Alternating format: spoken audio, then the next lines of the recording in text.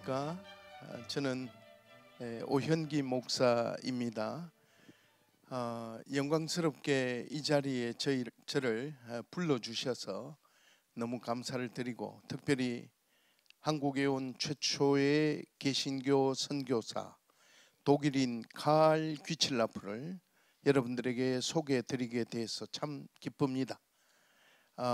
주로 개신교회의 신자들에게 주로 알려져 있었고, 이제 막 일반인들에게도 이 테마의 중요성이 어필되고 있는 이 시점에서 보령문화원이 주도하여서 이렇게 귀칠라프를 소개할 수 있게 해주신 점 참으로 감사를 드리고 의의가 깊다고 생각됩니다.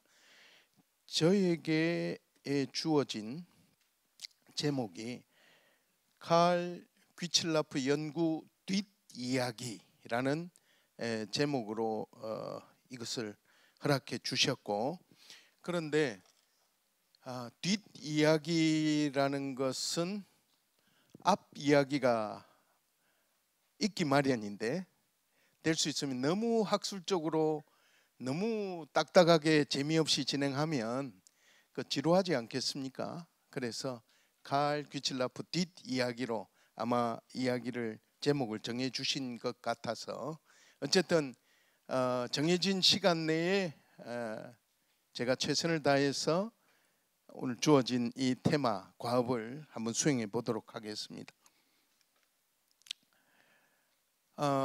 참고로 말씀드리면 지금 이 순서를 제가 임의로 이렇게 잡아 보았습니다. 첫째는 칼 귀칠라프는 누구인가?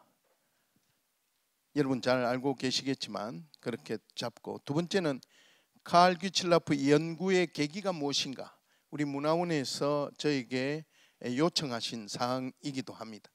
그럼 저는 어떻게 연구를 했는가? 그 연구의 방법론에 대해서 여러분들에게 말씀드리고, 칼 귀칠라프 연구의 성과, 그간의 성과가 어떤 성과가 있었는가, 저희 연구의 성과에 대해서 여러분과 함께 말씀을 나누고, 그리고 칼 귀칠라프 연구를 그냥 이론에만 그치지 아니하고 적용을 어떻게 했는가, 그것도 고대도와 관련해서 어떻게 풀어냈는가 하는 점에 대해서 말씀을 드리고, 그리고 요청하신 대로 고대도 관광 활성화를 위한 부족하지만 제언을 여러분들에게 드리고자 합니다. 그리고 결론을 맺고자 합니다. 먼저 제가 모든 강의를 시작하기 전에 참으로 감사해야 될 인물들이 많이 있지만, 그 중에서 단연 우리 이 두 분에 대해서 제가 이 시간을 빌려서 감사의 말씀을 올려드립니다. 우리 김동일 시장님, 칼 귀칠라프를 알리게 또 이것에 대한 선양 사업을 보령시가 주도적으로 하도록 이렇게 이끄신 분이시라 제가 개인적으로 참 감사의 말씀을 드립니다. 동시에 우리 김흥태 이장님, 이제는 오랫동안 근 10년 동안의 이장직을 이제 내려놓으시고 이제 전 이장이 되셨지만, 그러나 지금까지 이 일을 김동일 시장님과 함께 아울러서 고대도가 한국 최초의 개신교 선교 성지가 되도록 이렇게 시장님과 아울러 함께 힘썼던 고대도의 지도자입니다. 그래서 제가 너무 이 일에 대해서 연구를 했던 사람으로서 감사의 말씀을 먼저 드리고 시작하겠습니다. 귀칠라프는 누구인가? 사실은 귀칠라프 테마로 제가 강의를 1시간짜리는 거의 못 해봤습니다. 왜냐하면 2시간 해서 연강 4시간을 하더라도 시간이 사실은 짧다 이렇게 생각하고, 저보고 만약에 뭐 반나절 동안 귀칠라프에 관계된 걸 하라 하면 할 수 있을 정도로 그 내용이 방대하고 크지만 오늘은 좀 축약해서 빨리빨리 이 내용을 우리가 1시간 내에 인지하도록 그렇게 하도록 하겠습니다. 칼 귀칠라프는 누구인가? 한국에 온 최초의 개신교 선교사입니다. 이름은 칼 귀칠라프인데 칼 프리드리 어거스트 귀칠라프라는 개인 이름을 가지고 있습니다. 1803년 7월 8일에 태어나서 1851년 8월 9일 날 홍콩에서 숨졌습니다. 그 태어난 곳은 과거 독일의 프로이센 제국에 포메른이라는 주가 있습니다. 그 지역이 있는데 거기에 퓨리츠라는 곳에서 태어났습니다. 칼 귀칠라프 선교사는 여러분 우리가 상식적으로 아는 바에 따라서 한국에 온 최초의 개신교 선교사는 우리가 익히 알고 있는 언더우드 선교사, 아펜셀러 선교사라고 우리가 알고 있습니다. 언더우드 선교사가 세운 학교가 연세대학이고 아펜셀러 선교사가 세운 대학이 배제학당, 지금의 배제대학이라고 합니다. 과거에 이북에 있다가 남하해서 배제학당의 이름을 가지고 배제대학이 지금 흔적으로 남아 있습니다. 그런데 이분들이 1885년에 한국의 부활절 날 제물포항으로 입국했습니다. 물론 지금의 연구에 의하면 제물포항 인천으로 바로 들어온 것이 아니라 부산에 먼저 도착해서 부산에서 며칠 머물다가 다시 인천항으로 들어온 것으로 연구 결과 밝혀졌지만 보통 우리가 칠 때 1885년도 부활절 날 제물포항으로 들어왔다. 그 해를 개신교 선교 기념일로 잡고 있습니다. 그래서 이분들을 기점으로 선교 50주년, 이날을 기점으로 선교 50주년 했고, 그리고 이것을 기점으로 해서 선교 100주년을 했습니다. 그리고 지금 이것을 또 기점으로 해서 지금 올해를 선교 개신교 140주년으로 삼고 있지만, 그러나 저는 소장학자이지만 저의 주장은 이제 쭉 여러분들이 들으시면서 저의 주장의 골격을 아시게 되겠지만, 언더우드 아펜셀러 선교사보다 우리가 잘 모르는 가운데 있었죠. 53년 앞서서. 그리고 여러분 1866년 토마스 선교사가 있는데, 토마스 선교사는 제너럴 셔먼호를 타고 대동강으로 진입하면서 그때의 이 광군과 백성들과 서로 무력 충돌이 일어나게 되고, 그곳에서 토마스 선교사가 순교를 하게 됩니다. 어떤 이는 토마스 선교사가 한국 최초의 개신교 선교사다라고 주장을 합니다. 그것보다도 34년 앞서서 언더우드 아펜셀러보다도 토마스 선교사보다도 훨씬 앞서서 1832년에 한국에 들어온 개신교 선교사가 있었으니 그가 바로 칼 귀칠라프 선교사다라는 것입니다.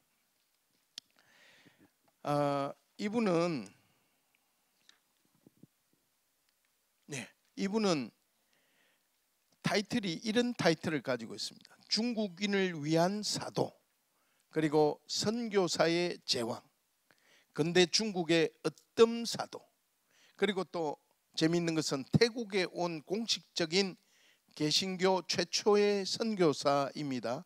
1829년 8월 23일 날 영국 런던 선교회의 톰리라는 젊은 선교사와 함께 이 태국에 들어와서 선교를 시작했다 해서 태국의 공식적인 1호 개신교 선교사이기도 합니다.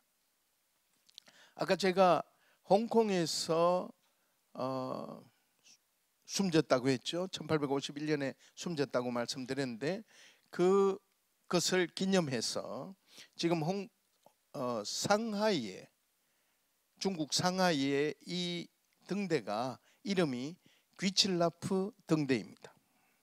여러분들이 검색해 보시면 귀칠라프 등대 치면 바로 나오는 것이 이것이고요. 그 다음에 상하이 앞에 가면 귀칠라프라는 이름을 가진 섬이 있습니다. 귀칠라프의 섬. 지금은 한국에도 귀칠라프의 섬이 있습니다. 그곳이 어디겠습니까? 고대도입니다. 예, 귀칠라프 거리가 있습니다. 이 귀칠라프 스트리트라 해가지고 귀칠라프 거리가 있는데 이것은 일정량의 그의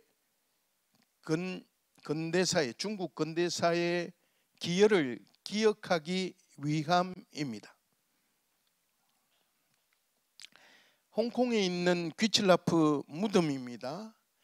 홍콩에 있는 해피밸리라는 곳에 있는 이 옛날 이방인들의 외국인들 묘지가 있는데 홍콩에 옛날에 외국인들이 많이 살았으니까요.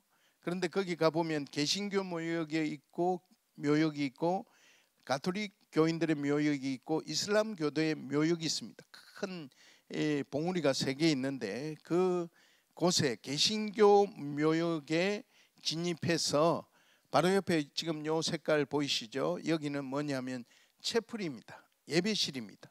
추모관 바로 옆에 아주 중요한 자리에 있는 그의 묘지가 거기 있습니다. 다음번에 혹시 홍콩 해피밸리를 여러분 찾아보실 때 이 묘역에 요 건물 찾으시고 바로 옆을 찾으시면 쉽게 찾으실 수 있을 것입니다. 귀칠라프가 한국에 온 최초의 개신교 선교사다. 그는 언제 한국에 왔는가?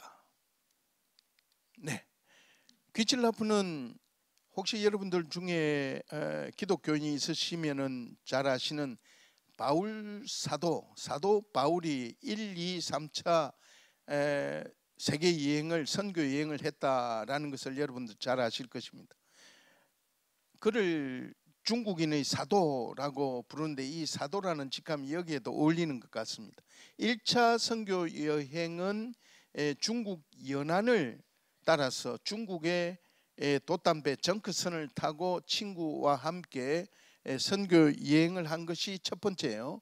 2차 선교 여행은 동인도 회사의 영국 동인도 회사의 배를 타고 새로운 탐사 루트를 개발하기 위한 이 여행에 동참함으로써 이때 여기 보시면 마카오에서부터 출발해서 타이완을 거쳐서 닝보, 상하이, 그 다음에 위해라는 데가 이제 여기에 산둥반도지요. 그 코 끝에 해당되는 게 위해입니다. 위해 앞에 보면 또 조그마한 섬이 하나 있어요. 그게 유공도인데요. 그 유공도에서 출발해서 1832년 7월 17일 날 여기 황해도 쪽으로 들어오게 됩니다. 장산 지역으로 그렇게 들어오게 되고 그 다음에 그곳에서 바로 남하해서 7월 25일 날 고대도에 입항하게 되고 고대도에서 약 19일, 20일간 머물다가 다시 남하해서 제주도를 빠져나갈 때에 빠져나갈 때 그날은 8월 17일, 7월 17일에 들어왔으니까 8월 17일 딱 한 달 만에 제주도를 빠져나가서 오키나와를 거쳐서 다시 마카오로 이렇게 돌아오게 됩니다. 그러면 그가 약 한 달밖에 없었는데 왜 한국 최초의 개신교 선교사라 불리는가? 보통 정주형의 그러한 선교사들이 많지 않습니까? 아까 보았던 언더우드 아펜셀러 같은 사람, 하다못해 알렌 같은 사람은 의사로서 그렇게 했는데 한 달만 다녀갔는데 그가 선교사로서의 그 직무를 감당을 제대로 했겠나 하는 의문이 생길 수가 있습니다. 그래서 대표적인 7가지 최초의 업적을 제가 정리했습니다. 만약 여러분들이 다음과 같은 업적 정리를 1, 2, 3, 4, 5, 6, 7까지 보시게 되면 제가 제 책에서 굿모닝 규칠라프라는 제 책에서 정리한 내용이다 이렇게 보시면 되겠습니다. 예, 최초로 한국에 온 개신교 선교사입니다. 1832년에 최초로 한글 주기도문 번역을 시도했습니다. 1832년 7월 27일 날 고대도 안항에서 배를 정박한 다음에 그가 그곳에서 양이라는 사람을 만나서, 양이는 한국의 서생입니다. 그를 통하여서 주기도문을 한문으로 가르쳐주고 그리고 그것을 한글로 번역해 했다라는 내용이, 그래서 주기도문을 규칠라프가 최초로 번역을 시도했다라는 내용이 바로 이 책에 담겨 있습니다. 이거는 북중국 항해기라고 하고, 이것은 이 항해의 최고 책임자 린지와 규칠라프가 공동으로 저술을 하여서 영국 의회의 공식 보고서로 제출한 책입니다. 이 책이 전 세계적으로 그렇게 많이 남아있지 않는 귀중한 서적 중에 하나인데, 우리에게 더욱더 귀중한 것은 이 안에 주기도문 관련이 언급되어 있다라는 것입니다. 그 다음에 이것은 영문으로 적혀져 있는데 1834년에 마가진 퓨어 리터라투라 데스 아우슬란데스라는 독일 외국의 문학을 위한 잡지라는 책에, 그러니까 그 일이 있은 지 한 2년 후 이야기가 되겠습니다. 여기에 지금 제가 발췌해 왔는데 옛날 독일어 고어로 되어 있는데요. 아이네스 타게스 페어목트만드 코리아나 양이는 그 사람이죠. 그 사람 이렇게 했다는 것이죠. 다스 에어 코리아니시 알파베트 니더슈립, 이거는 뭐냐니까 한국의 이 자모를 썼고, 그리고 히니슈 파터 운저, 즉 중국어로 된 주기도문을 인자인의 무터 슈프라케 위버제스트 한국어로 번역했다라는 사실을, 독일어로 된 이 잡지에 이 내용이 사실을 적시해서 이렇게 표현됐습니다. 그 다음 세 번째, 최초로 한문 성경과 한문 전도서적을 전달했습니다. 여러분 저기 지금 마량진에 가시면 거기에 언더우드 기념관 있고 한국 최초의 성경 전례지라고 되어 있는데 맞습니다. 그런데 그거는 1816년 9월 4일에 알세스토 리라호가 와가지고 배두됩니다. 여기에 맥스웰, 바질 홀 이런 사람들이 왔는데 맥스웰 함장이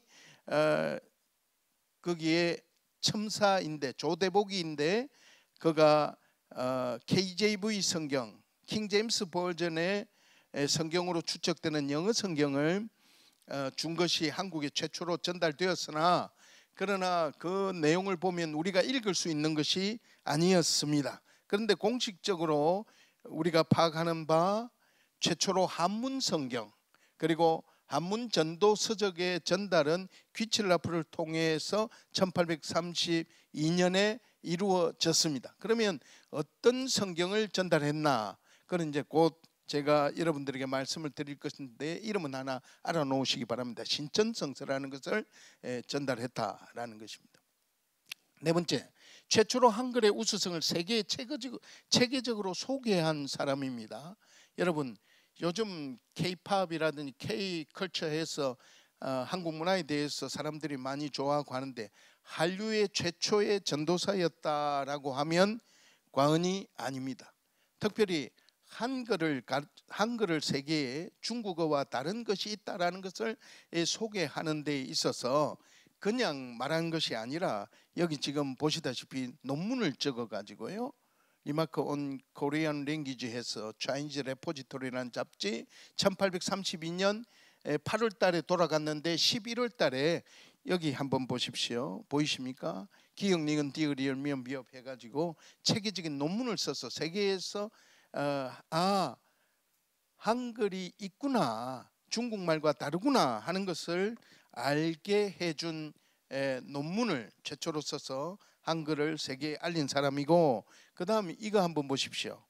그의 붓으로 썼다고 합니다. 가게 고교 거기 이래가지고 여기 지금 아래 아자까지 해서 가짜죠. 옛날 조선시대에 쓰던 이 한글을 여기 지금 번호가 1, 2, 3, 4 붙어 있습니다. 이게 전부 내가 발음 기호를 옆에 생략을 했는데, 인쇄를 생략을 했는데 이렇게 발음 기호까지 붙여서 한글을 읽을 수 있도록 그렇게 했습니다.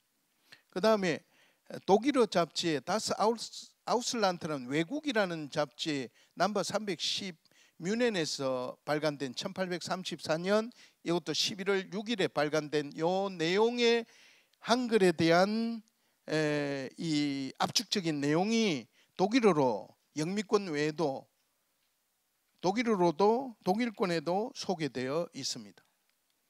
그리고 다섯 번째, 최초로 서양 감자의 파종을 하였습니다. 여러분들에게 제가 오늘 나누어 드린 제 논문 여러분 받으셨죠? 예. 지금 어디에서 감자가 최초로 파종되었는가에 대한 여러 가지 설이 있는 것이 분명하지만, 그러나 북방설이 있고 읽어보시면요, 그 다음에 고대도를 통한 남방설이 있고 뭐 여러 가지 설들을 정리해 놓았는데, 정확히 몇 월 며칠 날 누가 어떻게 심었다라는 역사적인 기록은 바로 고대도와 관련이 있다라는 것을 제가 증명해 놓았습니다. 그래서 여러분들에게 선물로 드린 것인데, 향후에 어디에서 감자가 파종이 있었는가에 대한 논란이 종식될 것으로 그렇게 여겨집니다. 한번 시간이 나시면 꼼꼼히 읽어주시기 바랍니다. 여섯 번째로, 최초로 서양 선교사로서 서양 근대 의술을 베풀었습니다. 그가 배운 것이 베를린 선교학교인데, 이 선교학교에서 의학을 배워서 요 기록 하나 보겠습니다. 고대도에 와서 나는 지금까지 고대도 주민들에게 약을 지속적으로 제공해 왔다. 오늘은 심한 감기에 걸린 노인 60명에게 충분한 양을 공급하도록 요청을 받았다라는 기록 등이 있는데, 서양의술을 이용해서 조선인들을 위해서 봉사한 것을 알 수가 있습니다. 그렇다고 하면은 알렌보다도 32년 앞서서, 의료선교사 알렌보다도 32년 앞서서 의료선교를 베푼 흔적이라 할 수 있겠습니다. 그 다음에 일곱 번째, 동북아를 위한 최초의 체계적 선교 전략을 구상했다. 많은 이들이 자기들이 쓴 것처럼 막 인용을 하면서 1, 2, 3, 4 이걸 어떤 사람 뭐 인터뷰할 때도 하고 뭐 하는데, 이 내용이 무엇 때문에 일곱 번째가 이래 되었는지는 그냥 출처를 밝히지 않고, 저의 출처를 밝히지 않고 인용했기 때문에 내용도 모르고 지금 이야기할 겁니다. 그런데 여기에 내용에 보면요, 인티젠팔 비르데지 요 제주도를 이야기합니다. 퓨어디 에르스텐 안 바누엔 데어 킬케 크리스트, 이게 지금 아주 중요한 말인데요, 그리스도 교회의 첫 번째 시작을 위해서 제주도가 아주 중요하다는 것입니다.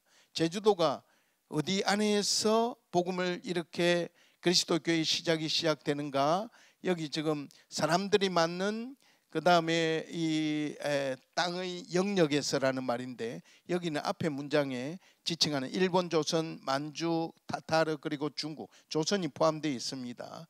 그래서 하나님의 말씀을 페어브라이퉁 확산을 하기 위하여서라는 말인데, 그렇다면 그가 가진 생각은 제주도를 미션 스테이션으로 선교 기지로 해서 동북아를 전도하되 교회의 개척, 교회의 시작을 위하여서 제주도의 중요한 역할을 그가 이야기함으로써 최초로 동북아를 위한 체계적인 선교 전략을 구상했다라고 할 수가 있고, 이것은 귀칠라프의 일기가 영어로 된 일기도 있지만 독일어로 된 일기도 있습니다. 나중에 제가 이야기하겠지만 이 두 가지를 비교하면서 과연 그날 어떤 일이 있었는지를 체계적으로 이렇게 규명해내는 것이 저의 작업 중에 하나였습니다. 그래서 요건 접니다.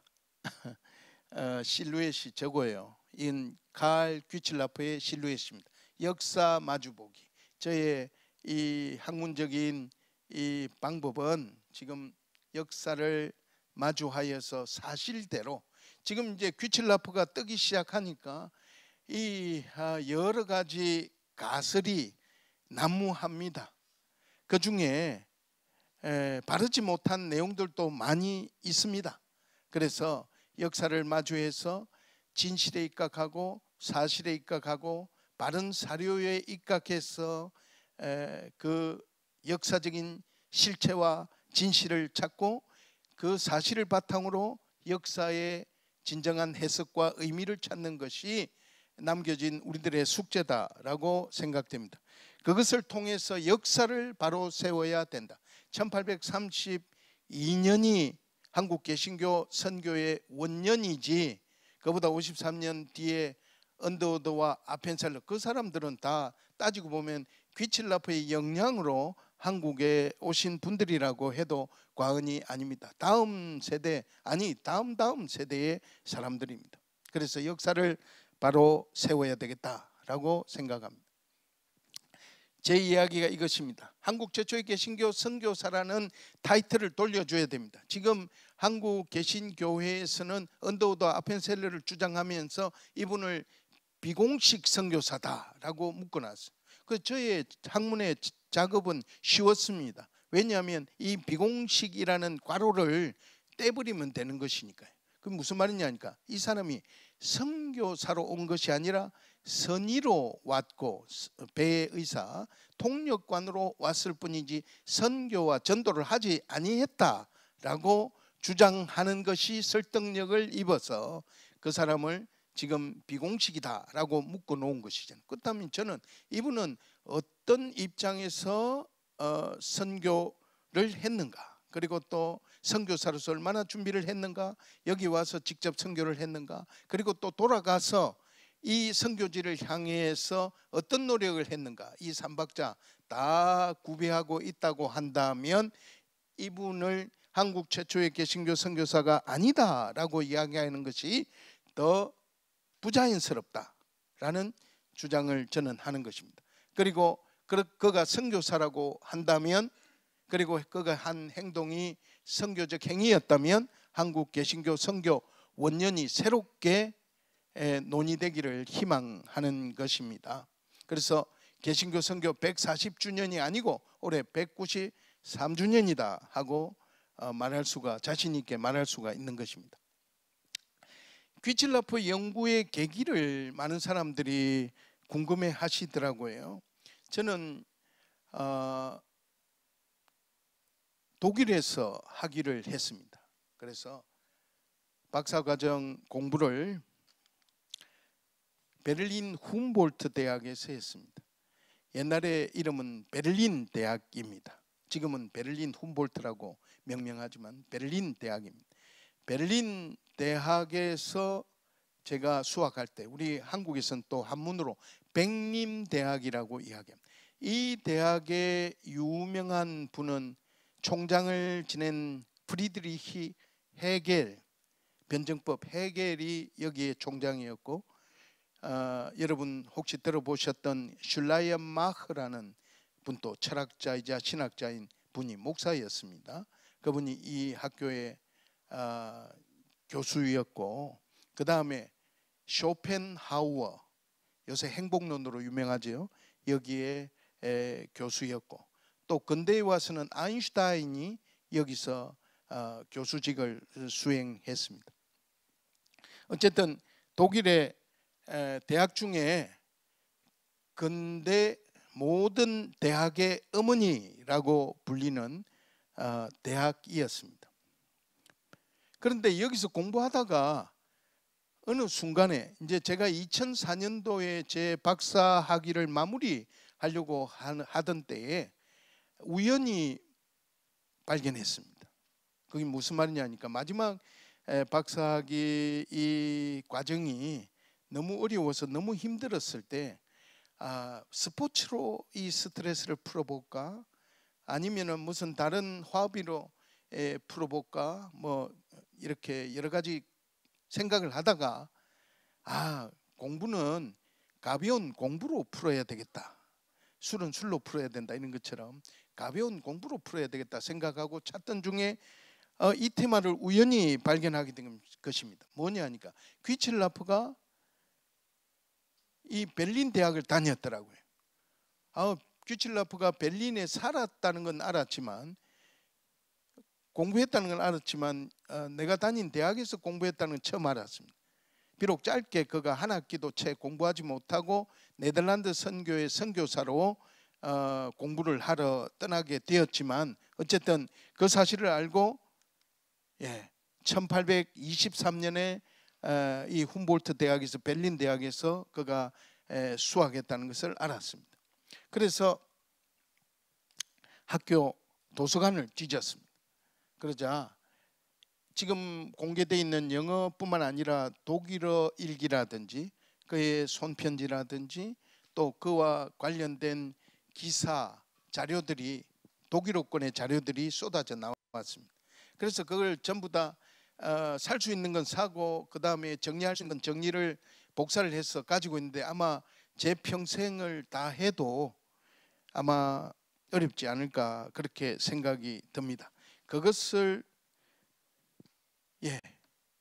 연구하는 것이 남은 저 생애의 필생의 과제 중에 하나가 아니겠나 이렇게 생각합니다.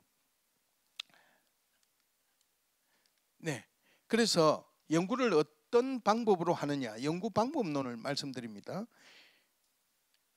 동양 측 사료와 서양 측 사료를 상호 비교하고 특별히 조선 측 사료가 있습니다. 제가 조선 측 사료에 대해서는 잠시 여러분들에게 곧 말씀드릴 텐데요. 심지어 청나라 측 사료도 고려를 했습니다. 그 다음에 독일 측 사료 이것은 한국에 거의 미공개되었고 발굴되지 아니한 자료들을 베를린 훔볼트 대학 도서관이나 그 다음에 슈타틀히에 비블리오텍 그러니까 국립도서관을 뒤져가지고 찾아낸 자료들입니다. 그 다음에 영미 측 사료와 심지어 화란 측 사료가 있는데 그것들을 전부 비교하는 것이 비교 연구하는 것이 저의 연구 방법론이었습니다.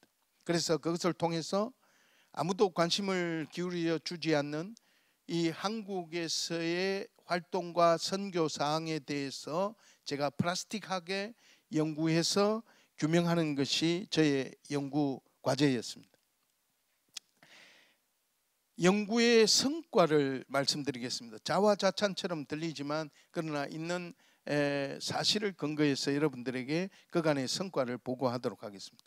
첫째, 제가 관련된 논문을 총 11편을 기록했습니다. 그 내용에 대해서 쭉 기록해 놨고요. 그리고 그것을 집대성해서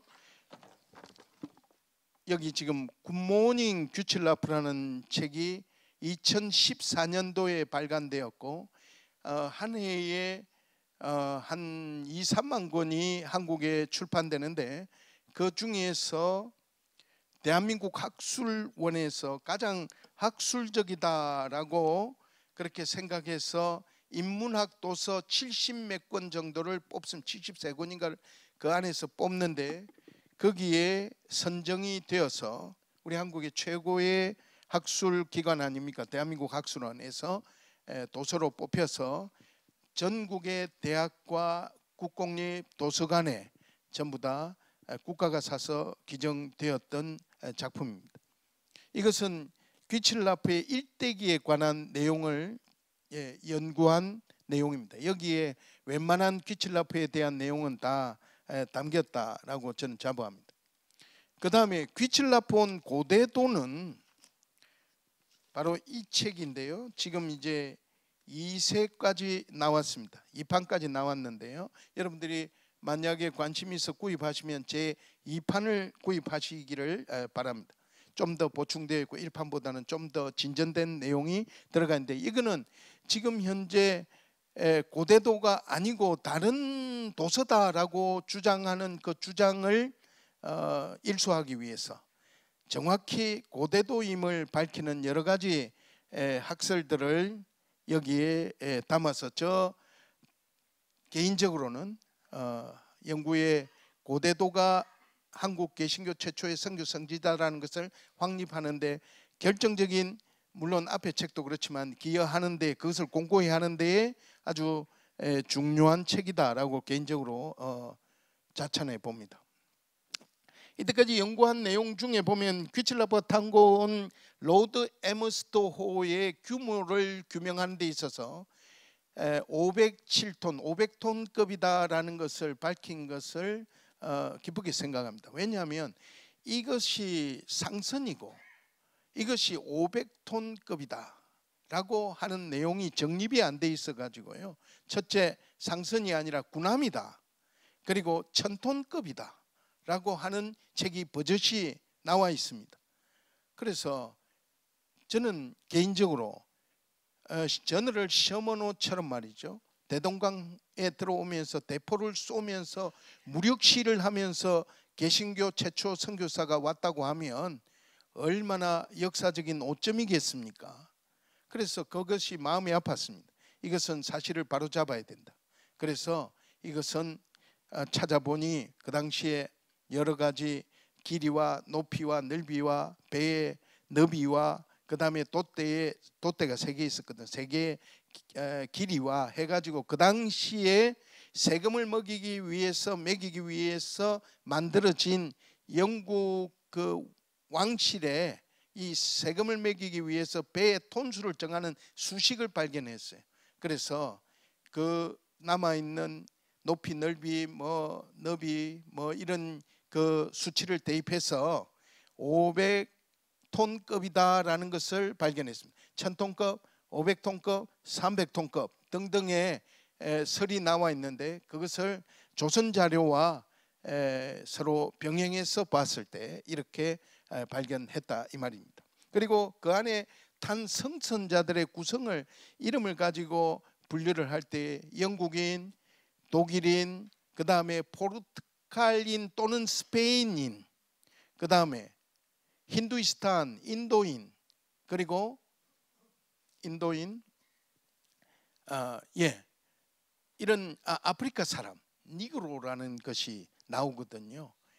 그래서 아프리카 흑인까지 여기에 참 약 한 5국적의 사람들의 물티쿨티 배가 우리나라에 들어왔다라는 것을 규명했습니다. 고대도에 정박한 그 결론으로, 고대도에 정박한 로드 에머스토는 한국의 최초의 선교선이었고 최초의 통상 요구선입니다. 한국과 영국이 통상하기를 왕의 이름으로 요청한다라는 책무를 띠고 온 배였습니다. 만약에 우리나라가 그때 통상 이렇게 평화적으로 통상 교섭을 하기로 결정을 했더라면은 메이지 유신보다도 훨씬 앞서서 더 발전된 나라로, 세계로 나아갔을지 아무도 모를 일이다라고 개인적으로 생각합니다. 최초의 아까 이야기했듯이 물티쿨티한 최소 5개 국적의 사람들이 교류했기 때문에 문화 교류선이라고 볼 수가 있겠습니다. 귀칠라프가 가져온 성경은 어떤 성경인가? 지금 나와 있는 책들 보면 관련 근거가 없이 나와 있거나 저의 연구상을 그냥 이렇게 사용한 경우가 많이 있습니다만, 저는 중국인을 위한 호소라는 이 책에서 거기 보면 왕에게 바친 선물 중에 성장본은 뭐냐면 실로 엮은 책입니다. 선장본인 성경 한질, 그리고 21권 볼륨, 이 성경 한질이 21권의 볼륨을 가졌다는 것이죠. 그리고 전도책자 2세트가 포함되어 있다. 그 당시에 나와 있는 완벽한 이 성경은 번역된 영어에서 외국에서 중국어로 번역된 성경 많지 않았습니다. 그렇지만 그 중에서 요 조건을 완벽하게 만족하는 것은 신천성서였다. 그래서 저는 신천성서를 가지고 왔고 이 신천성서에 있는 주기도문을 가지고 제시하고 그것을 한글로 번역할 것으로 추정해 봅니다. 고대도 도착서를 재정립했습니다. 이것을 통해서 한국 최초의 개신교 선교지를 명확히 규명하고 귀칠라프 선교 사역이 고대도에서 이루어졌다는 것을 규명했고, 특별히 여러분들에게 오늘 선물로 드린 최초의 감자 파종지를 정확히 규명했다 생각합니다. 고대도 도착설의 내용을 여러분 잠시 먼저 조선적 사료를 보시면요, 순조실록에 고대도 안항에 정박했고 고대도 후양에 정박했다라는 내용이 나오는데, 여러분들 기억하실 것은 고대도 안항이라는 말입니다. 김경선의 사은사 동지사로 중국에 갔던 이 김경선의 글에 보면 고대도 그 당시 사람입니다. 고대도 전항에 임박했다. 끌어와서 고대도 앞 항구에 끌고 왔다라고 하는 거죠. 고대도가 나오고 있습니다. 일성록은 왕의 일기라고 할 수 있습니다. 물론 왕이 적지는 않겠지만 왕의 일기인 이 일성록에는 영국 배가 고대도의 표도, 소박, 고대도의 도박, 유박, 임박 등의 17번의 기록이 나오고 있고, 아까 순조실록처럼 일성록에는 순조 32년 7월 12일과 14일에 고대도 안항에 임박했다, 끌어와서 정박했다라는 것이 일성록에 기록되어 있습니다. 비변사 등록은 그 당시의 내각일기입니다. 내각일기에 고대도에 왔다. 성정원 일기는 그 당시 왕의 비서진들의 일기입니다. 여기에도 홍주지의 고대도에 이 표인들이 왔다. 그 다음에 조선 후기 실학자죠. 이규경의 이 오주는 자기 호고요. 연문장 전산고 된 연문장이라는 것은 이런 내용들을 집대성한 것인데, 이것이 한국 최초의 이 백과사전이라 불리지요. 여기에도 고대도의 정박이 나와 있습니다. 이것은 조선의 외교 문서들에 관계된 내용들을 모아놓은 것이 통문관지인데요. 여기에도 고대도에 대해서 영길리국 영국인 표인들에 대해서 고대도가 언급되어 있습니다. 그 다음에 청나라 황제의 실록에도 고대도 앞바다의 사입 빨리 달려와서 들어왔다라는 것인데, 고대도가 여기 언급되어 있고, 이것을 잘 보고를 했다고 해서 청황제의 조선 왕에게 대한 국왕에 대한 하사품이 이렇게 기록되어 있습니다. 정확히 내용을 파악해서 보고했다는 것이죠. 자, 그럼 여기에 전부 다 전체 내용이 고대도를 가리키고 있는데 제3의 장소를 왜 어떤 이들은 주장하고 있을까? 그 이유는 가장 중요한 단어 중에 하나인 이 단어를 기억하시기 바랍니다. 간케앙 또는 강킹이라고도 읽을 수 있을 것인데, 이것은 영국 의회 보고서 린지의 보고서와 그 다음에 귀칠라프의 글에 간케앙이라는 말이 나와 있어서 어떤 이들은 이것은 고대도에는 이런 지명이 없잖아요. 그렇기 때문에 이 지명은 고대도의 지명이 아니다. 그러면 이 근처의 도서 중에 여기와 유사한 지명이 어디에 있겠는가 하고 찾던 중에 모 섬의 옛날의 이름이 개갱이라는 데를 발견한 모양입니다. 그래서 이 원산도로 나와 있네요. 원산도 개갱이다. 이것이 아주 그럴듯해 보입니다.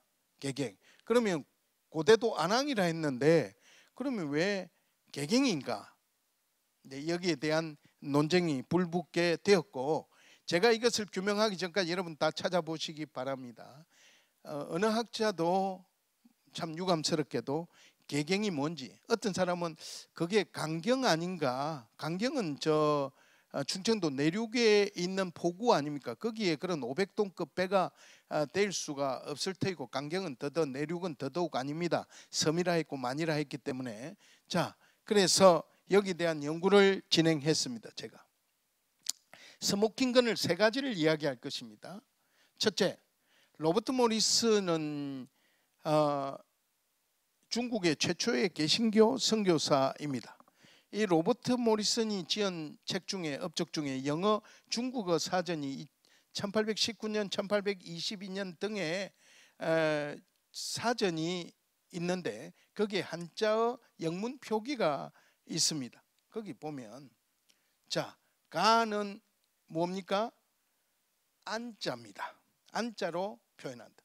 간 또는 an, 안은 여기 안자에 상응한다라는 것입니다. 그 다음에 여기 아까 봤던 쾌양이라는 것은 항구 항자를 이야기하는 것입니다. 그러면 뭡니까? 안항입니다. 간쾌양은 개경이 아니라 안항을 이야기하는 것입니다. 그 다음에 스모킹건 두 번째는 조선국왕 점검을 위한 비망록이라는 것이 북중국 항해기에, 즉 영국 왕에게 의회에 보고하는 보고서에 나와 있는데 거기에 보면 이 비망록이 들어가 있습니다. 그 비망록이 참 재밌는 것이 한국의 4명의 고관들에게 이 영어로 된 비망록을 영어로 쓰고 한문으로 썼습니다. 그래서 4명에게 각자에게 나누어 주었습니다. 똑같은 텍스트를. 왜 똑같이 나누어 줬냐? 한 명인데 줘놓으면 왕에게 전달하라면 중앙에 전달하지 아니하고 중간에 가다가 골치 아프다고 없애버릴 수도 있기 때문에 4명인데 서로 으르렁거리는, 서로 경쟁 관계에 있는 고관 4명인데 나누어 주었거든요. 그래서 왕에게 무조건 어떻게든 전달되도록 하였는데, 여러분 우리가 찾을 것은 이 영어 비망록 말고 여기에 상하는 중국어 한문 비망록을 찾으면 요 내용을 가지고 우리가 강계항을 또 추론해 볼 수가 있을 것 같습니다.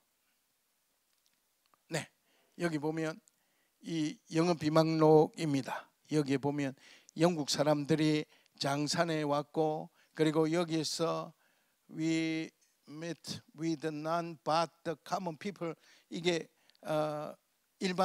단지 일반 사람 평민들만 만났을 뿐이지 no intercourse with any chiefs, 고관과 만나서 교제하지는 못했다. 고관은 못 만나고 평민들만 만났다. 그래서 우리는 그곳을 떠나서 came to 녹타운, 녹도로 갔다. 그리고 그 다음에 우리는 초청되었다. 누구에 의해서? 고관에 의해서 초청되어서 간케항으로 들어갔다. 여기도 간케항이 나오죠. 그래서 여기에 상응하는 한문 편지가 있겠습니까? 없겠습니까? 있습니다. 너무나도 감사한 게 이것이 그 전에는 공개가 안 됐는데요. 이번에 팬데믹 났을 때 각 비블리오텍이, 각 도서관의 사서들께서 할 일들이 조금 줄어드니까 이거 전부 스캔해 가지고 고서를 많이 올렸어요. 너무 감사한 일인데요. 거기에 상응하는 것을 찾았습니다. 척정료 함정 문서 달충집이라는 이 글에 보면 조선 왕에게 보낸 그 비망록입니다. 여기 보면 귀국의 경계에 장산에 자기들이 왔을 때에 보이시죠? 그 다음에 여기에 녹도로 갔고, 여기 존귀한 관원이 이게 견도되지만 나타날 현도되잖아요. 나타나서 초청했다. 어디로 진입하라고? 안항으로, 아까 강계항이죠. 안항의 입구로 진입하라고 그렇게 우리에게 말했다. 초청했다. 그래서 이 붙여가지고 보면 이 장산은 장산이요, 녹도는 녹타운은 녹도요, 강계항은 안항이다 라는 것을 이 두 가지를 통해서, 스모킹건을 통해서 알 수가 있습니다. 그 다음에 세 번째 스모킹건은 이 영국 해군성 수로국 해도인데요, 넘버 1258번입니다. 1840년에 요거만 보면 우리가 잘 몰라요. 왜냐하면 A4 용지보다 조금 큰가요? 원본이. 그래서 잘 몰라요. 그런데 이거를 확대를 해보면, 특별히 여기 앞면도 고대도 주위를 확대해 보면 이것이 드러납니다. 이거는 외연도, 녹도, 불모도 제가 추정하건대 고대도 이래가 남아있다고 추정한 것인데 이것을 뒷받침하는 해도입니다. 여기 지금 로드, 여러분 글자 잘 안 보시는데 에머스트 1832라는 글이 제가 확대를 해놨는데요. 이렇게 진입해가지고 이렇게 올라갔다가 이렇게 해가지고 내려갔다라는 것입니다. 여러분 여기 고대도고 여기 장고도고 여기 원산도입니다. 이 점선을 한번 보시기 바랍니다. 점점점점 와서 고대도 안항이라고 제가 규명한 남쪽 고대도의 옛날의 포구 항구 여기에 도착했다가 내려가는 내용이지, 이것이 다른 모선이 다른 곳으로 장고도나 기타의 원산도 다른 데로 옮겨갔다는 점선의 표시가 없습니다. 그래서 이 세 가지가 하나의 스모킹건이 될 수 있다 이렇게 생각됩니다. 그러면 안항은 어디입니까? 이 사건의 역사 자료의 기록과 관련된 안항은 여러분 조선 왕조실록 순조 일성록에 나오는 고대도 안항뿐입니다. 그러면은 사실은 이야기가 종식돼야 됩니다. 그런데 또 말씀을 하시더군요.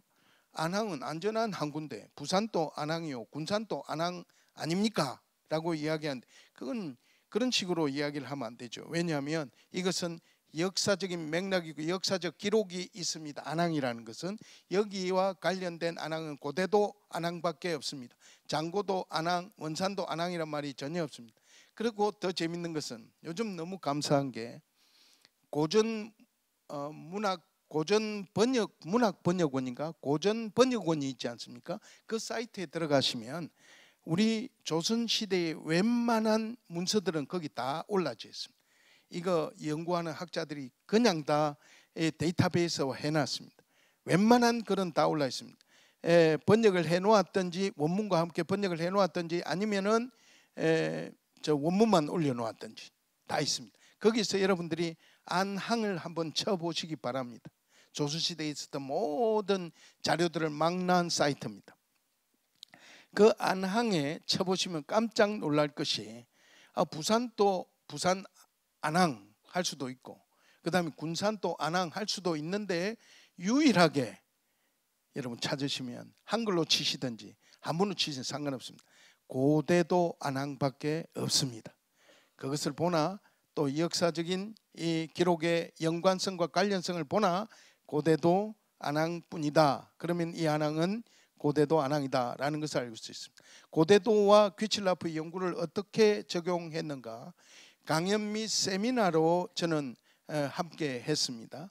제일 처음에 도룡보서 도서 관광 활성화 1832년이 최초의 개신교 선교사가 도착해서 활동했다라는 것을 그것을 이 보령시에 아니면 대한민국에 알리는 최초의 이 세미나라고 할 수가 있겠는데 이때 보령시에서 주무부서에서 저에게 요청해서 이것을 발표를 부탁을 해서 여기에 귀칠라프를 거의 최초로 여러분과 함께 소개하는 시간을 가졌습니다.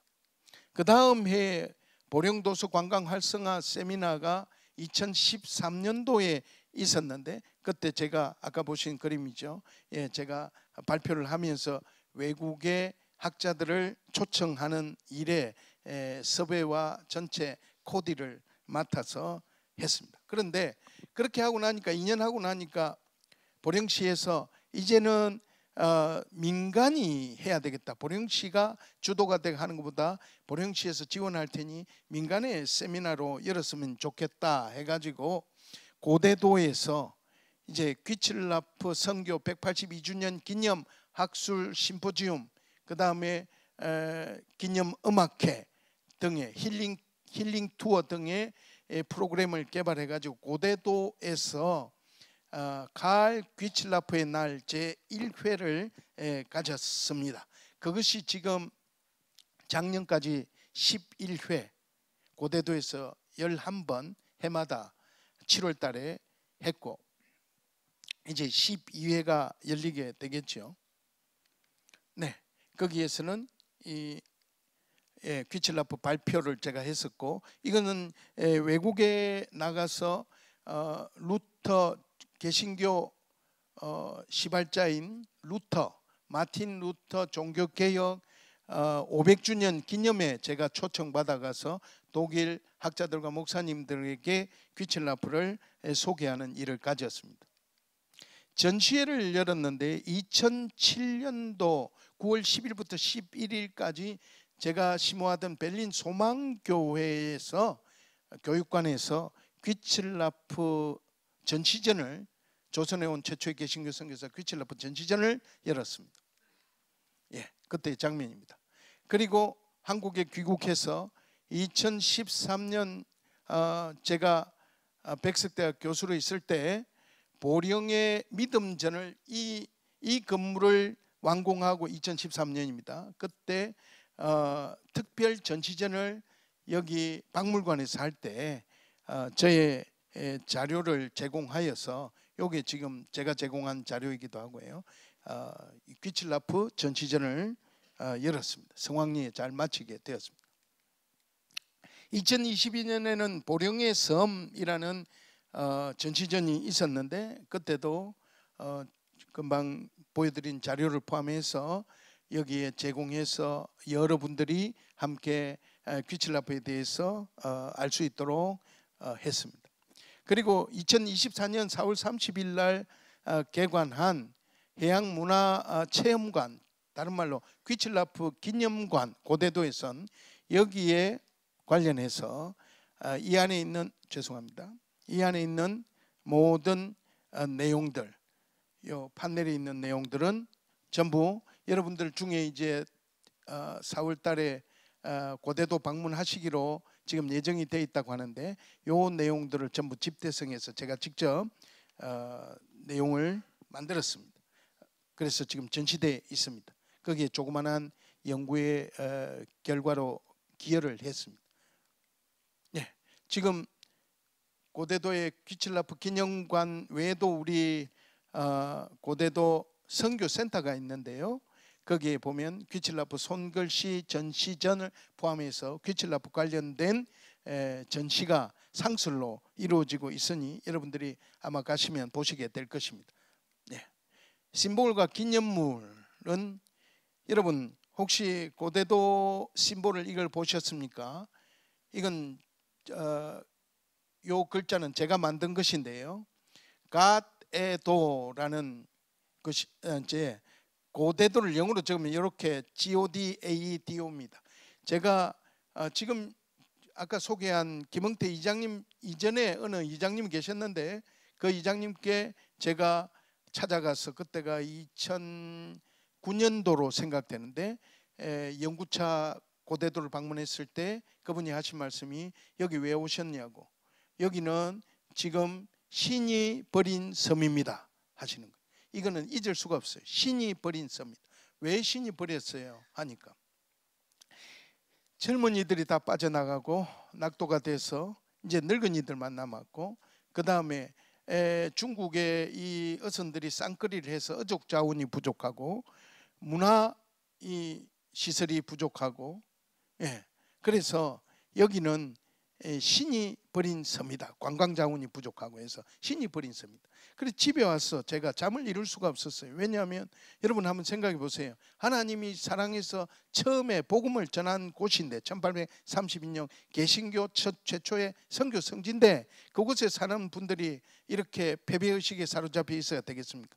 그러던 차에 환상 중에 GOD가 가시잖아요. 도가 떨어지는 것을 경험했습니다. 그래서 자다가 일어나서 빨리 노트를 했습니다. God, 하나님, 도, 즉 신이 버린 섬이라는 안티테제가 이 고대도라는 영문에 속해 있었습니다. 그래서 빨리 이것을 체크한 다음에 기록한 다음에 우리 교회 그 다음날 우리 교회 일러스트하는 분에게 이런 취지로 심볼을 만들어라 했습니다. 그래서 가에도 이 별은 별이 아니고요 불가사리입니다. 독일어로 제슈테른이라는데 제는 바다고 슈테른은 별이라는 뜻인데 이게 불가사리거든요. 그래서 불가사리입니다. 바다를 상징합니다. 요거는 산이 아니라 물고기입니다. 이 물고기들은 성도를 뜻합니다. 그리고 섬 주민들을 뜻하기도 하고요. 아니면 만국 백성을 뜻하기도 합니다. 하나님이 사랑한 섬. 그래서 아예 하나님이 사랑하신 섬 고대도 가에도 해서 이 심볼 마크가 제가 만들어서 고대도에 기증을 했습니다. 그래서 고대도에서 유효적절하게 지금 사용하고 있습니다. 액젓을 팔 때도 붙이고 김을 팔 때도 붙이고 하나님이 사랑한 섬. 예, 여기 지금 고대도에 딱 내리시면 첫 번째 만나는 기념비에 하나님이 사랑하신 섬 가에도 고대도라는 이게 지금 있습니다. 자, 영상 한번 보시겠습니다. 고대도에 설치되어 있는 기념물들을 한번 보시겠습니다.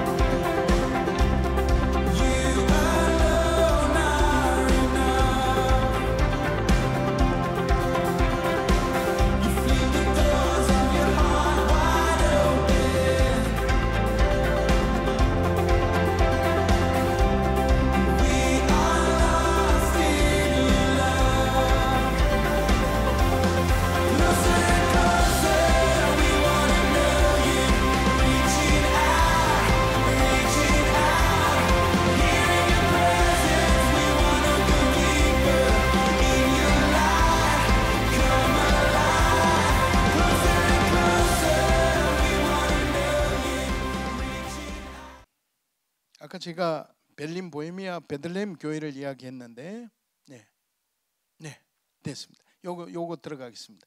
메모리아 우르바나 고대도 요게 여러분들이 좀 기억해 두실 게 이게 그냥 뜬금없이 바닷가에 서 있는 철제 구조물이 아닙니다. 이건 원래 1737년도에 베를린에 세워진 난민들을 위한 교회 보헤미안 난민들을 위한 교회입니다. 보헤미안 베들레헴 교회입니다. 베를린에 있는. 그런데 이 교회가 2차 세계대전 때에 파괴되었습니다. 1737년에 세워진 교회가 1999년도에는 이 자리에 모자이크를 평면 모자이크를 만들었습니다. 그런데 2012년도에 후안 갈라이자발이라는 스페인 설치 미술가가 여기 31m 높이로 아파트 10층 높이로 철제 구조물을 요 모양을 실루엣을 따라서 만들었습니다. 이분이 후안 갈라이자발이라는 사람입니다. 우리 교인들인데 아무리 이야기해도 전부 무슨 사발이라 하노 하고 이야기할 정도로 이름이 어려운 사람입니다. 그런데 이것을 내가 2012년도에 다큐멘터리를 귀칠라프 다큐멘터리를 만들기 위해서 갔다가 이것을 보게 된 겁니다. 이때 한 3개월 정도 전시하고 이 안전상의 문제로 철거하려고 했었는데 이것이 안 넘어가 이 근처에 있는 커뮤니케이션스 뮤지엄이라는 곳에 들어가니까 이게 5m 높이로 해가 이렇게 축소돼 있더라고요. 이걸 보는 순간 제가 이걸 고대도에 세웠으면 좋겠다 하는 생각이 들었습니다. 그런데 여러분, 이 꿈이 이루어졌을까요? 안 이루어졌을까요? 이루어졌습니다. 지금 베를린에 그것은 남아 있고요. 31m짜리 남아 있고 5m로 줄여서 여러분 이것을 만들었는데, 여기 지금 왕 갈라이사발이 직접 와서 만들어야지 내가 마음대로 만들면 그건 짝퉁이겠지요. 예, 영상이 됩니까? 아름다운 고대도의 바닷가 아낭에 설치되는 조형물은 독일 베를린 보헤미아 베들레헴 교회 모형이 상징하는 정신인 선교, 관용, 상생이라는 정신을 기념하고 있습니다. 동시에 귀칠라프가 우리에게 남기고 간 업적과 그의 공적을 형상화한 작품입니다.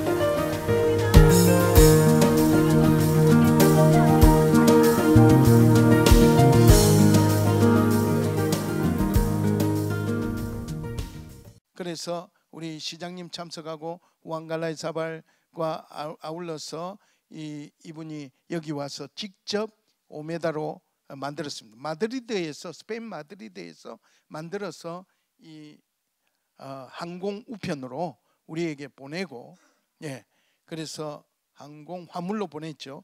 그래가 그분이 직접 와서 여기에서 직접 만들었습니다. 그걸 만들어 놓고 난 다음에 말이죠, 제가 이 왕갈라이사발 후원회 회장인 닥터 핑켄슈타인이라는 백작이 있습니다. 독일에 지금 백작도 있고 공주도 있고 한데, 이 백작과 만나가지고 우리 요 안에 있는 사진은 우리 고대도 메모리아 우르바나의 사진입니다. 이것을 여기가 엄마라고 치면은 이 자녀가 고대도에 있다는 것을 좀 홍보해달라 하고 협약을 맺었습니다. 예, 그 이후에 또 MOU를 맺고 그 자리에서 해서 드디어 몇 해 전에, 한 3회 전인가요? 메모리아 우르바나 베를린에 이 표지판이 섰습니다. 여기 지금 큰 구조물이 있고 옆에 이거 안내판이 있는데, 이 안내판의 중간에 보이십니까? 예, 여기에 보실까요? 네, 보시면 영어, 체코, 보헤미아어, 그 다음에 스페인어, 프랑스어, 여긴 또 한국어입니다. 여기에 보면 고대도에 이것이 지금 서 있다라고 되어 있고, 고대도 주민회에서 이것을 관리하고 있다라고 한글로도 기록이 되어 있습니다. 예, 이건 고대도에 가시면 보게 될 고대도 십자가인데, 등대 십자가입니다. 그 이전에 등대가 없을 때 이 십자가를 등대용으로 사용했는데, 이게 지금 철거될 위기에 놓였습니다. 그래서 저희 대구 동일교회가 이거 철거하지 마시고 우리가 중건해 드리겠습니다 해가지고, 요 보시다시피 요 위에를, 밑에는 전부 다 새롭게 작업을 하고, 요 위에 그리고 또 5m짜리 십자가를 다시 만들어서 지금 불을 켜놓아서 고대도의 명물로 지금 자리 잡았습니다. 여러분들이 이제 고대도 가시면은 이 범선을 지금 만들어 놓았어요. 예, 제가 규명한 범선의 크기보다는 축소되어 있지만 여기에 한 10편 정도의 이 범선에 대한 설명서를 여러분들이 보시게 될 터인데, 제가 상세하게 제가 직접 적어서 여기에 표지판들이 다 있습니다. 귀칠라프 축제를 또 하고 있는데, 1832년에 귀칠라프가 왔습니다. 2014년도 제1회 귀칠라프의 날을 했고 4회도 했고, 그러다가 작년이 11회입니다. 이제 귀칠라프 축제가 많이 발전해 가지고 의료 선교도 제가 3회가 됐고요. 제11회 귀칠라프의 날 국제 심포지움과 그리고 기념 음악회 등등이 열리는 귀칠라프의 날이 있고, 또 귀칠라프 국제 영화제가 있습니다. 여러분 시간 되시면 한여름밤에 유니크하게 섬에서 열리는 영화제에 여러분들이 참석하실 수 있겠습니다. 작년에 열렸던 귀칠라프 국제 영화제에 관한 내용입니다. 네, 국제 영화제에 감독이 직접 와서 작품 설명하는 장면이고, 밖에서 야외 공연을 하는 장면이고, 저희 교회 고대도 선교센터를 여기에 만든 이유는 2017년도에 만들었습니다. 만든기 전에 이 창고는 이렇게 폐 창고였고 집만 들어서 있었는데, 이것을 개조하여서 고대도 선교센터, 여기 딱 들어가면 가대도가 딱 붙어 있는데 여기는 이렇게 전시 박물관을 만들어 놨습니다. 지금은 귀칠라프 전시관이 또 따로 있지만, 그 전에 아무것도 없을 때 사람들이 찾아와서 야 이거 뭐 아무것도 뭐 볼 데도 없고 아무것도 선교 성지를 하더니만 기릴 데도 없다라고 했을 때에 저희들이 마중물이 되기 위해서 이렇게 기념관을 만들었습니다.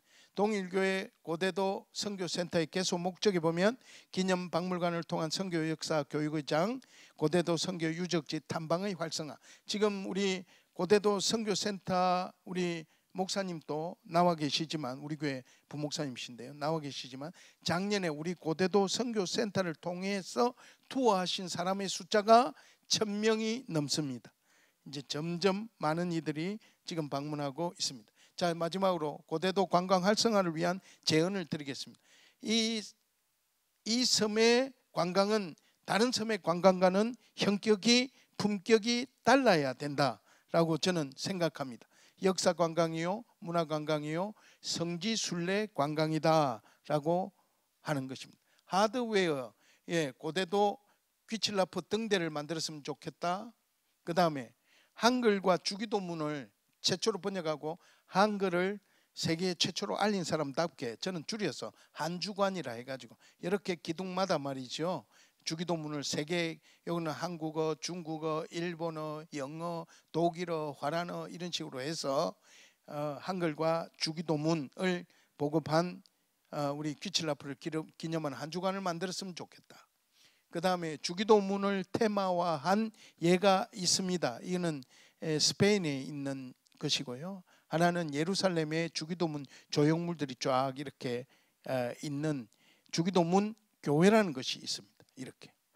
그리고 감자를 다른 동네도 아닌 고대도에 심었기 때문에 이것은 큰 가치가 있다고 생각합니다. 그래서 감자 박물관을 만들었으면 좋겠다, 고대도에, 이렇게 생각합니다. 그 다음에 물론 감자 파종 체험관도 장도 만들 수가 있겠습니다. 제가 제일 심려를 기울이는 것은 뮤지컬 극장입니다. 이거 지금 두바이에 플로팅이라는 것은 부상이란 말이죠. 띄워놨다는 것이죠. 물 위에 띄워놓은 호텔을 이야기하는데, 뮤지컬 극장을 만들어서 여기에 범선을 들락날락하게 하면서 무대로 사용하고, 여기에 청청리에서 많은 관객들이 와서 보면 좋겠다. 이것이 저기 독일에 가면은 함부르크에 외항에 보면 조그마한 섬이 있고, 거기에 월트 디즈니가 만든 라이온 킹 극장이 있어요. 딱 육지와 그 섬 길이까지의 거리는 지금 고대도와 원산도 초전한 거리 정도밖에 안 됩니다. 그런데 라이온 킹 배가 셔틀이 끊임없이 다니고 있습니다. 그리고 거기 가면 세계적인 뮤지컬을 합니다. 지금 또 전 세계에서 이것을 보러 들어오고 있습니다. 그래서 고대도에 그것을 스토리와 테마화한 뮤지컬 극장을 만들면 좋겠다. 지금 둘레길을 만들고 있는데, 선교사의 길로 만들고 있는데, 이것은 전부 테마를 입혀서 귀칠라프의 길, 토마스의 길, 알렌의 길, 무명 선교사의 길 등으로 구획을 나누어서 각 쉼터마다 귀칠라프 선교했던 것의 미니어처나 각국의 파빌리옹을 만들어서 그것을 사람들이 이렇게 투어하면서 그런 어떤 깊은 묵상을, 순례를 할 수 있도록 만들었으면 좋겠다. 스페인의 산티아고 같은 그런 길이 되었으면 좋겠습니다. 독일 마을 조성 사업을 했으면 좋겠다. 독일이라는 이름을 입혀서 여기에 남해에 있는 독일 마을처럼 만들면 좋겠다라고 생각되고, 누가 좀 이야기해 주시기 바랍니다. 보령시 중심가의 이름을 아예 귀칠라프 거리다 이래 가지고 하면 참 좋을 것 같습니다. 그 다음에 중단된 벽화 사업을 했으면 좋겠고요. 소프트웨어로는 귀칠라프 컬렉션을 만들어서 귀칠라프 연구가들의 메카 성지가 되도록 했으면 좋겠다. 고대도가 말이죠. 그리고 아까 지어진 그런 그 극장에서 창작 뮤지컬 같은 칼 귀칠라프 이 기획안을 옛날에 백석대학교 모모 교수가 9월 2013년도에 만들었던 거 지금 제가 아직도 가지고 있는데요. 그런 식의 창작 뮤지컬을 하고 또 만화를 만들어서 보급을 하고, 그 다음에 칼 귀칠라프 다큐멘터리가 지금 여기 지금 보시면 SBS에서 나왔고 CTS에서 방영을 했습니다. 그 후에 또 CBS에서도 굿모닝 귀칠라프라는 이름으로 제가 관여해서 출연해서 방송이 되었습니다. 그런데 이제 고대도에 더 많은 시설들이 들어서고 스토리텔링이 되었기 때문에 새로운 다큐멘터리를 만들 필요성이 있다 이렇게 생각됩니다. 옛날에 백석대학이 있을 때 우리 섬 주민들에게 여기 지금 허장예님이라고 되는데 고대도 주민들의 이름을 싹 파악해서 은으로 만든 메달을 귀칠라프로 얼굴을 새겨서 선물한 적이 있습니다. 예, 귀칠라프 아까 메모리아 우르바나를 3D로 구현한 것인데 이걸 우리가 3D 프린트로 뽑아가지고 그 다음에 이 기념품으로 활용할 수가 있겠습니다. 관광상품의 개발인데요. 고대도, 녹도, 불모도, 원산도, 오천성, 안면성, 창리 지역과 마카오, 홍콩, 비텐베르그, 베를린을 연결하는 관광상품이 나오면 좋겠다 이렇게 생각됩니다. 이제 결론을 맺겠습니다. 여러분, 광화문 요번에 새롭게 단장했죠. 광화문에 가시면 역사의 물길이라 해서 이쯤에 이런 물길이 있습니다. 여기 보면 1832년 1831년 역사가 흐르면서 어떤 중요한 내용이 있었는가를 거기 저 물길에다가 밑에 파놓고 요 위에 물이 흐르고 있어요. 보시죠. 1832년 최초의 기독교 선교사 귀칠라프 한국에 들어옴이라고 기록돼요. 저는 깜짝 놀랐습니다. 이제 이것이 공시가 되고 저변이 확대되고 있는 증거 중에 하나다라고 생각됩니다. 그러므로 최초의 본격적 복음 전례지 고대도의 역사적, 문화적, 선교적 가치를 재발견해서 고대도를 한국교회 공동유산으로 아니 보령시의 공동유산으로 보존하고 개성해야 할 것입니다. 그가 남긴 말이 예언적인 말입니다. 이 외딴 나라에 좋은 씨가 뿌려졌고 머지않아 영광스럽게 싹이 돋아날 것이고 열매가 맺힐 것이다. 그래서 제가 이 말을 만들어냈고 우리 비문에도 고대도 가면 지어놨습니다. 그가 우리를 깨웠고 그가 옛날에 우리를 복음으로 깨웠고 이젠 우리가 그의 명성을 깨운다. 그가 내린 곳은 고대도 섬이 아니라 우리의 미래, 우리의 비전이었다. 경청해 주셔서 감사합니다.